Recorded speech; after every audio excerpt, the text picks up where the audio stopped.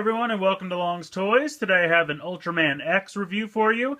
This is the next two in the Ultra Monster series for Ultraman X. We have number 7, Mold Specter, and we have number 8, Mecha Gomora.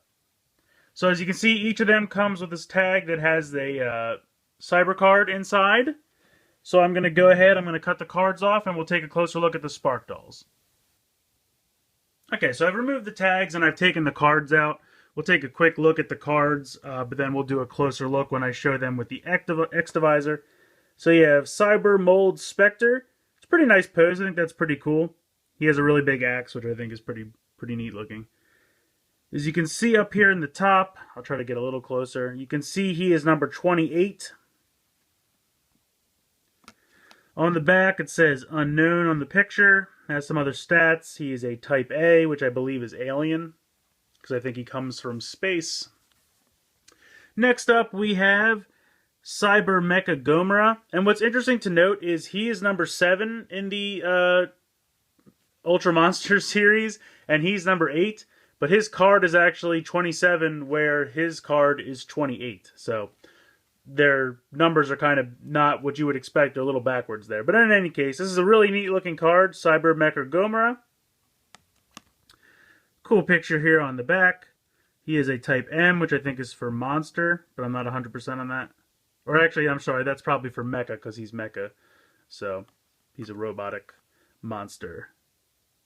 So yeah, well, like I said, we'll do a closer look at those when we get into the X-Divisor. But real quick, we'll just take a look at the Spark Dolls themselves. For Mold Specter, I really like this guy's design. It kind of gives me like a Skeletor type of feel, or they used to have a show, it was called like Skeleton Warriors or something like that. Love the helmet, love the black and the gold with a little bit of red. Really nice color combination there.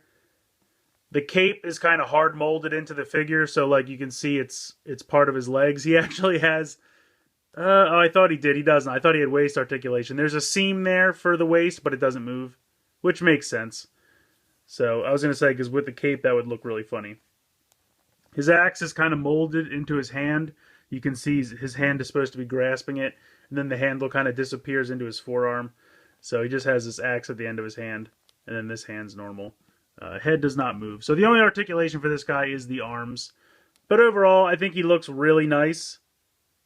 And it's a fairly cheap toy at like $4 or $5, depending on where you pick it up. I love the gold and the black. It looks really sharp. Taking a look at Mecha Gomora. He doesn't have that much in the way of like different colors. He's mostly this kind of dark gray charcoal color, but he still looks pretty excellent. I'm going to try to zoom in on the face here. You can see he's got real beady little eyes, and he's got some red here on the horns, little silver here on the chest. But he's got a lot of molded in detail, which is nice. You can see here on the legs, especially on the chest, a lot of molded in plastic there. His arms do move up and down.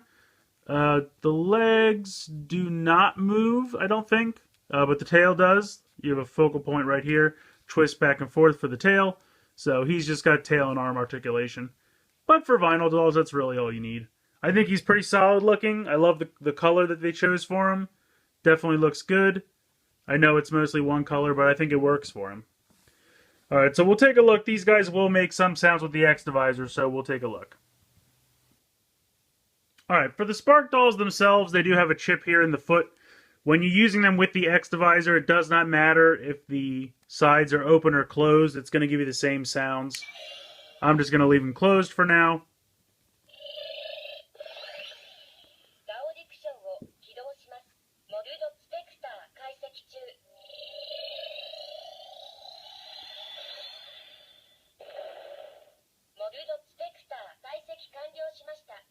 So it'll say the name of the character, which is nice, and then you can choose one of the two buttons.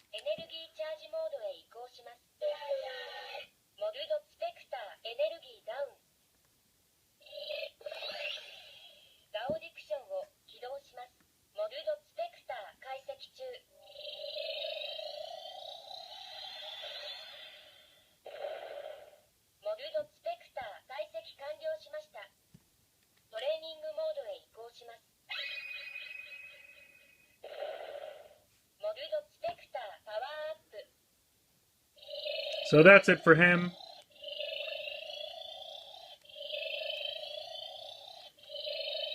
I'm going to open these for Mecha Gomora because his feet are large. So it'll be easier to do it this way.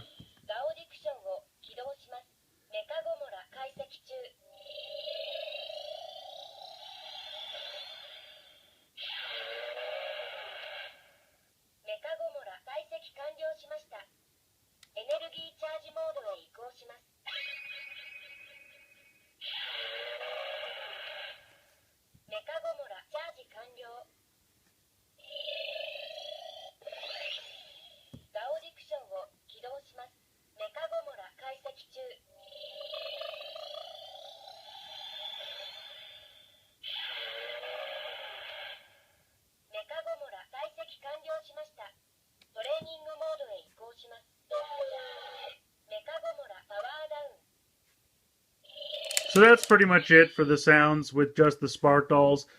Depending on which button you press, I think each one has a 50% chance if it's going to be like power up or power down. So they don't do a whole lot, but I think it's neat that you can at least get it to say their names and they have some fun like action or growling sounds depending on the monster. Alright, so checking out the cards now with the X-Visor. They do make different sounds whether the sides are open or closed, but the sounds they make with the sides closed are very generic. It's kind of the same for all the cards where it'll say like energy check up or down, or you know what I mean? Like very similar to even what I just showed you with the spark dolls themselves. Nothing really exciting. So I'm just going to show you with the sides open.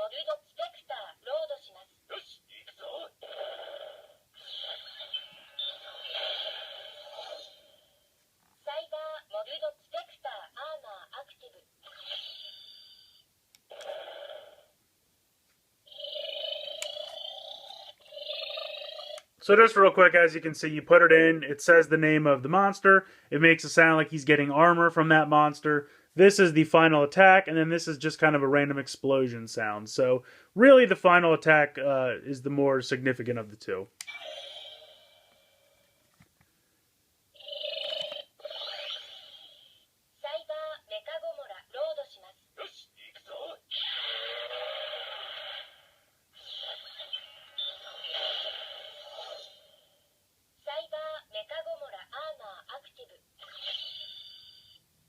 This time I'll do this one first.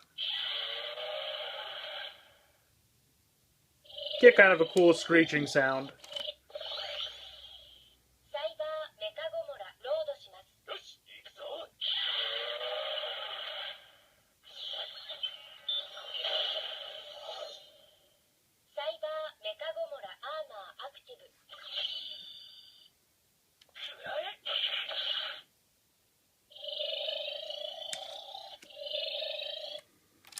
So there you have it. Those are the sounds that the cards make in the X-Visor.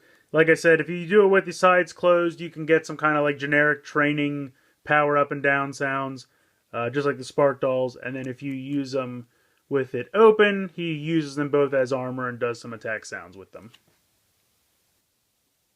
I think these are a lot of fun. I mean, they're definitely fun to collect because the little Spark Dolls are usually very well painted and detailed because they don't have a lot of articulation. Plus, everyone comes with a Cyber card, which gives you playability with the X-Visor. And they're only about $4 to $5 a piece, depending on where you pick them up. So I recommend them. I think they're a fun thing to collect for relatively cheap. And, you know, they have a lot of playability with them, which I just think is a lot of fun. The Ultraman X line so far has been a lot of fun, and I'm looking forward to see what comes next. So let me know what you guys think in the comments below. I'd love to hear from you.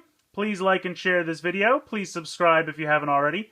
I hope you've enjoyed this look at number 7 and 8 of Mold Specter and Mecha Gomora from the Ultra Monster line from Ultraman X, and thanks for watching.